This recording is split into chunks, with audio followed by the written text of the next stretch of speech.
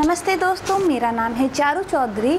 जैसा कि हमने अपनी लास्ट वीडियो में संधि की परिभाषा, संधि के कितने प्रकार हैं वह जाना, जैसे स्वर संधि, व्यंजन संधि और विसर्ग संधि।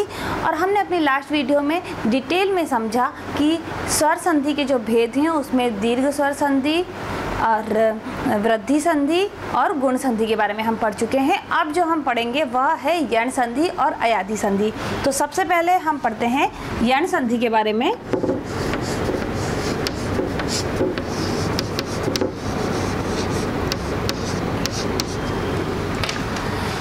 यण संधि में यह है कि जब ई के बाद में कोई असमान स्वर से उसका मिलाप किया जाता है तो ई के स्थान पर वह यह हो जाता है।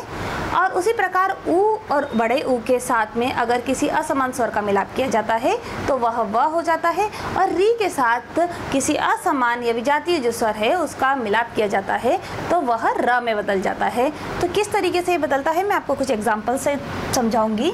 सबसे पहले मैं आपको बता देती हूँ, ई प्लस ई जो है, ई या ई प्लस अ या आ, यह बदल जाता है य में। ऊ या ऊ प्लस अ या आ, यह बदल जाता है व में। और री जो है उसका मिलाप हम करते हैं अ या आ से तो वह बदल जाता है र में।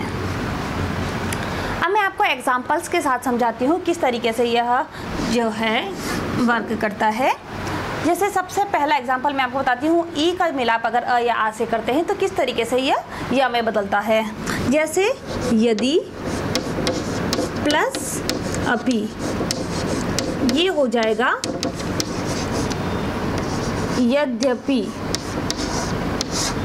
तो यहाँ पे ई का मिलाप अ से करने पर यह य में बदल गया, यह है, और हो गया यद्यपि। अब इसी तरीके से ऊ का मिलाप हम अ या आ से करते हैं तो किस तरीके से वह व में बदलता है मैं आपको बताती हूँ। अनु, अनु जो है इसमें ऊ जो है वह स्वर है और अनु का हम संपर्क कराते हैं अय से, अनु अय। तो यहाँ पे वह ना होने के बावजूद भी ऊ और आ जब परस्पर मिलते हैं तो वह व में बदल जाता है और यह नया जो शब्द बनेगा वह है अन्वय। इसी प्रकार जब लास्ट का री और अ आ से जब संपर्क कराते हैं तो वह र में बदलेगा। जैसे पितृ प्लस आज्ञा, तो यह हो जाएगा पित्राज्ञा। तो दोस्तों यह यण संधि में क्या होता है, जब ई का संपर्क अ आ से होता है तो वह य में बदल जाता है। देखिए, यदि ई और अ आपस में मिले और उन्होंने यद्यपि बनाया तो जो नया शब्द बना वो द्य, इसमें य जो है वह आ गया। अनु प्लस अय, जहाँ पे व नहीं है परंतु इन दोनों का जब मिलान हुआ और यह अन्वय में बदल गया क्योंकि ऊ और आ मिलने के बाद व बन गए। और सेम इसी प्रकार पितृ जो री है यहाँ पर और आज्ञा, इन दोनों को मिलाने पर पित्राज्ञा, तो जो र है वह आ गया। तो यह है यण संधि। अब हम पढ़ते हैं अयाधि संधि के बारे में कि अयाधि संधि क्या होती है।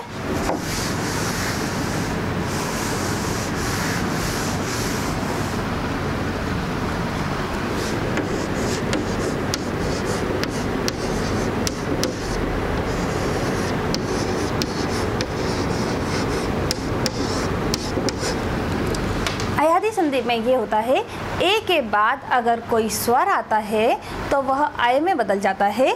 आय के बाद में अगर कोई स्वर आता है तो वह आय में बदल जाता है।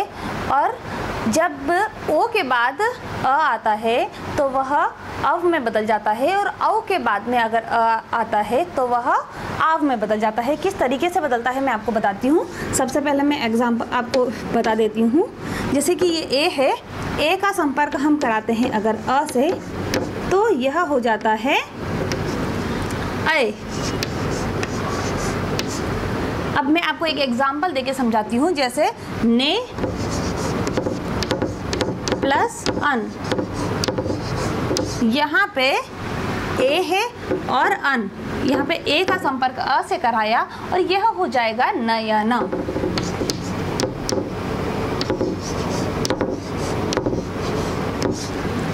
जो दूसरा है, अब हम बड़े ए, जैसा कि हमने लिखा ए प्लस अ, तो ये जो है यह जैसे छोटा ए और अ मिलाने पर अ हुआ था, उसी प्रकार बड़ा ए और अ मिलाने पर आय हो जाएगा। आय, इसका एग्जाम्पल मैं आपको देती हूँ। गे प्लस अक, और यह होता है गायक। तो देखिए ए बड़ी मात्रा का ए था यहाँ पर, और इसका संपर्क अ से कराया तो यह गायक, आय इसके बीच में जो है, इनको गेयक नहीं कहा गया, गायक हो गया ये। इसी प्रकार जो हम तीसरा एग्जाम्पल लेते हैं, ओ का हम मिलाप करेंगे अ से, तो इसको करने से हो जाता है अव। इसका एग्जाम्पल मैं आपको दे देती हूँ। पो प्लस अन, और यह हो जाएगा पवन। तो पो प्लस अन मिलाने पर यह पवन हो गया। इसमें ओ जो है वह स्वर है और यहाँ अ स्वर है, इन दोनों को आपस में मिलाया और यह पवन हो गया। अब जो लास्ट एग्जाम्पल है अयादी संधि का, वह है औ प्लस अ। जब इन दोनों को परस्पर मिलाया जाता है तो यह आव हो जाता है, और ये देखिए किस तरीके से, और पौ प्लस अक, और ये हो गया पावक। तो दोस्तों अयादी संधि में कि आप समझ गए होंगे कि किस प्रकार ए के बाद अगर अ आता है, जैसे ने प्लस अन किया तो ये नयन नहीं रह गया, ये हो गया नयन। तो अ जो है यह इसमें छुप गया। इसी प्रकार ए और अ है, इनका आपस में संपर्क करते हैं, जैसे गे प्लस अक, तो यहाँ आय जो है उसका प्रयोग होगा और ये हो जाएगा गायक। इसी प्रकार ओ और अ को जब आप आपस में मिलाते हैं या इन दोनों का परस्पर मिलान करते हैं तो यह अव में बदल जाता है, जैसे आपने इसमें देखा हो पो प्लस अन पवन। तो अव जो है इसमें छुपा हुआ है पवन।